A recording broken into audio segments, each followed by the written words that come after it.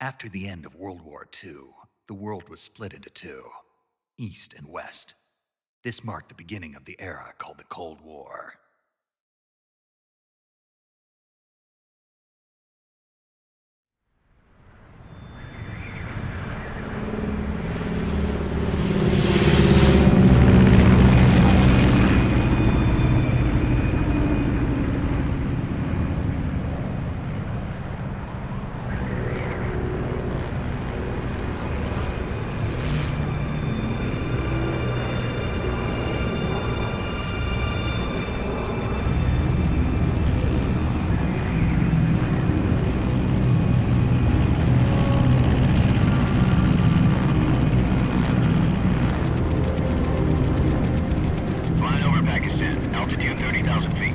Approaching Soviet airspace. 20 minutes to drop off. Commencing internal depressurization. Equipment check. Arm main parachute. All right. You ready to go? Drop zone still showing a high pressure mass. Cav okay. Good. We've got high visibility.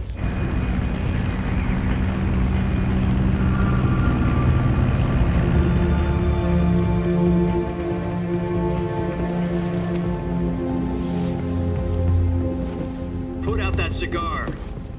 Connecting oxygen hose to interior connector. Put on your mask.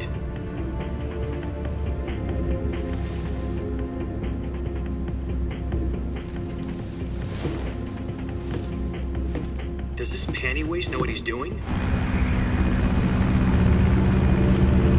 Approaching release point. 10 minutes to drop off. Hey, are you deaf? He said put out the cigar and put on your mask.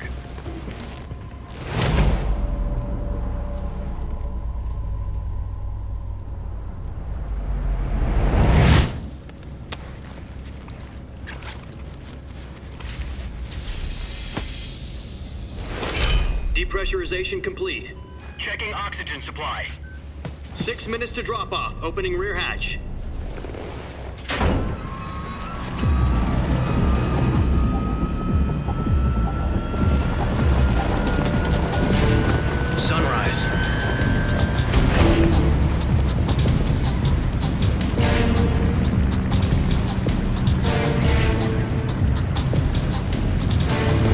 Temperature minus 46 degrees Celsius. 2 minutes to drop off. Stand up. You'll be falling at 130 miles per hour. Try not to get frostbite from the wind chill. 1 minute to drop off. Move to the rear. Activate bailout bottle. This is one for the history books. The world's first halo jump. 10 seconds to drop off. Stand by. Status okay, all green. Prepare for drop-off. Countdown. 5, 4, 3, 2, 1. Spread your wings And fly. God be with you.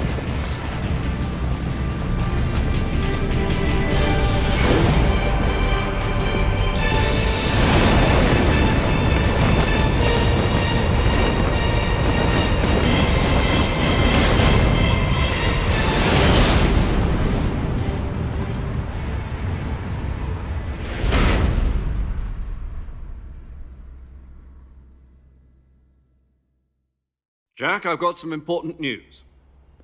The head of the CIA has finally given us the green light for the virtuous mission. Virtual mission?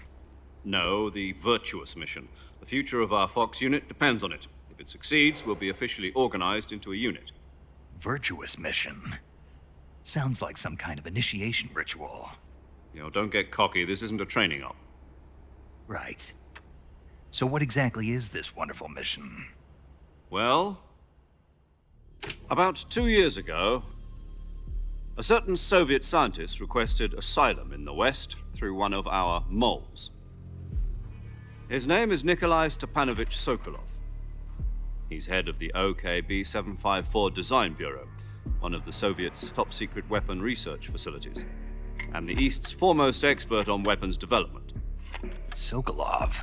Isn't he that famous rocket scientist? The very same. On April the 12th, 1961, the Soviets achieved the first manned spaceflight in history. The Earth was blue, but there was no God. Well spoken. The rocket that carried Yuri Gagarin into orbit was the A-1, known as the Vostok rocket.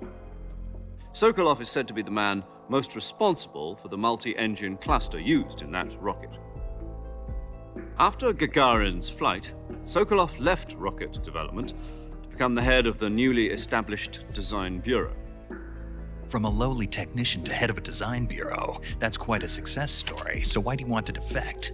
It seems he'd become afraid of his own creations. Afraid?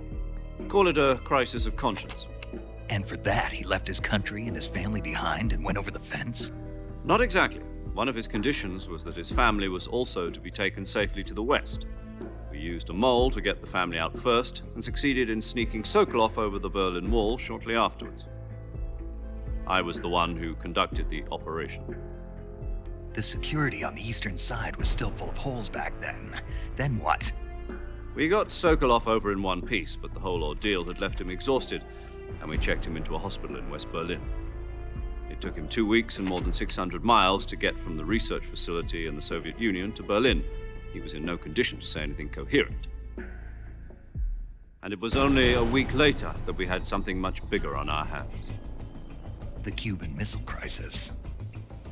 October the 16th, 1962, President Kennedy received word that the Soviets were in the process of deploying intermediate-range ballistic missiles in Cuba. The President demanded that the Soviets dismantle and remove the missiles. At the same time, he announced a naval blockade to prevent further missile shipments from reaching Cuba. But the Soviets didn't back down, instead placing their armed forces on secondary alert. Soviet transport ships carrying missiles continued on course towards Cuba. US and Soviet forces went on alert for an all-out nuclear war. Frantic negotiations were conducted through the UN's Emergency Security Council and unofficial channels to end the hair-trigger standoff. Finally, on October the 28th, the Soviet Union agreed to remove its missiles from Cuba, and so the world avoided a nuclear holocaust. But in order to get the Soviets to pull their missiles out, we had to make a deal. You mean the one where the US agreed to remove its IRBMs from Turkey? No. The Jupiter IRBMs deployed in Turkey were obsolete, and we were going to get rid of them anyway. They had no strategic value whatsoever to either the US or the Russians. The Turkey deal was a ruse, a cover story that was fed to the other intelligence agencies around the world. So what did the Russians really want? Sokolov. They wanted us to return Sokolov. You mean the Soviets pulled out of Cuba just to get their hands on Sokolov? That's right. What the hell was he working on? At the time, we had no idea. We were running out of time. It was either give up Sokolov or risk full-scale nuclear war. In the end, we had no choice. President Kennedy gave in to Khrushchev's demand. The next day, I got Sokolov out of the hospital, handing him over to agents on the eastern side. Sokolov kept on screaming, "Save me," until he disappeared from my sight. Then, a month ago, we received some new information from one of our moles. About Sokolov? Yes. He was taken back to the research facility and forced to continue working on the weapon in question under KGB supervision. What's more, it's on the verge of completion. So what kind of weapon is it? Something to do with space rockets? No, missiles. Same technology. I guess you're right. We don't know the details, but it appears to be a new kind of nuclear device. For half a year now, the Soviets have been conducting frequent nuclear tests at Semipalatinsk. Something to do with the weapon, I assume. We're talking about a secret weapon so big that Khrushchev was ready to pull out of Cuba to get it back. Is Sokolov still in the facility? No. According to our intelligence, he's in Selinoyarsk, a place in the mountains about 3 miles to the west that's known as the Virgin Cliffs. The Virgin Cliffs. Nice name for a virtuous mission. They moved him there just recently. Why? Apparently, they're conducting a field test of the weapon, but it's our best chance to get him back. This mission would never have been possible if he was still in the research facility. This is our last chance. Sokolov must have known that too when he contacted us.